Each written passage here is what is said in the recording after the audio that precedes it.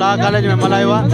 ईअं पियो लॻे ॼण ईद जो ॾींहुं आहे। ऐं असां सम्झूं था त सिंधी क़ौम हिकु बाशऊर क़ौम आहे। दुनिया में हिनमहिल वॾी 7 तहज़ीबूं ऐं 7 ई तहज़ीबूं हिनमहिल उन्हनि मां सिंध बि हिकु आहे, पर 6 तहज़ीबूं न अहिड़े नमूने सां कल्चर डे नथियूं मल्हाइनि जेको सिंध मल्हाए थी। ऐं पूरी दुनिया खे अमन मोहबत ऐं पैगाम ॾिए थी, इश्क जो पैगाम ॾिए थी त सिंध धरती जेकी आहे सूफ़ियुनि जी धरती आहे, अमन प्यार मोहबत जी धरती आहे। ऐं अहिड़ा कल्चर डे असां हर साल मल्हाई रहंदासीं। ऐं हिन मां ॾाढो मज़ो आयो असांखे। सिंधी बाशऊर क़ौम आहे हिकु। असांजी 5000 सालनि जी तारीख़ आहे, जंहिंखे अॼु असां भरपूर दोस्तनि सां गॾु थी करे उन्हनि खे ट्रिब्यूट था करे सघूं।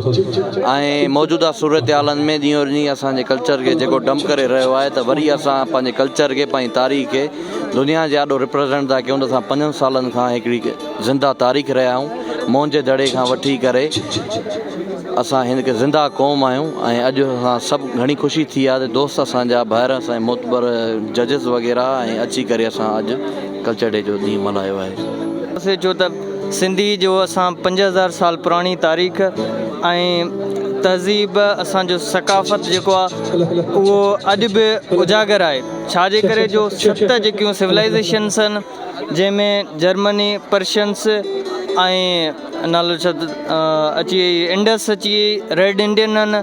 ऐं उहे जेका आहिनि बदिलजंदड़ दुनिया सां उन्हनि जो जेको कल्चर हो उहो तबाह थी चुको आहे।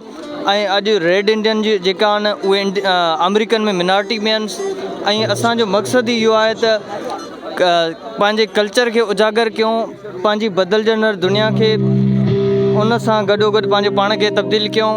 ऐं असांजो इन जो मक़सदु इहो आहे त असांजो जेको बदिलजंदड़ दुनिया सां फ़क़ति उन जे करे बदिलाए सघूं था, छो त टेक्नोलॉजी जो दौरु आहे, एजुकेशन जो दौरु आहे।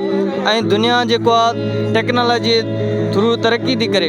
ऐं असां सिंधी क़ौम जेका फ़क़ति तालीम सां ई अॻिते वधी सघूं था ऐं टेक्नोलॉजीअ सां, ऐं फ़क़ति जज़्बे ऐं तालीम सां वधी सघूं था। जज़्बे सां फ़क़ति 10% तब्दीली ईंदी, मगर तालीम सां जेको आहे 100% जेकी आहे तब्दीली ईंदी। अॼु जेको ही असां प्रोग्राम मुनक़िद कयो आहे उहो यूनाइटेड स्टूडेंट अलायंस जे तरफ़ां हुयो। असां तमामु घणा शुक्रगुज़ार आहियूं तमामु पंहिंजे क्लासमेट्स सां, जंहिं जेको आहे हेॾो ज़बरदस्त प्रोग्राम मुनक़िद कयो। Thank U.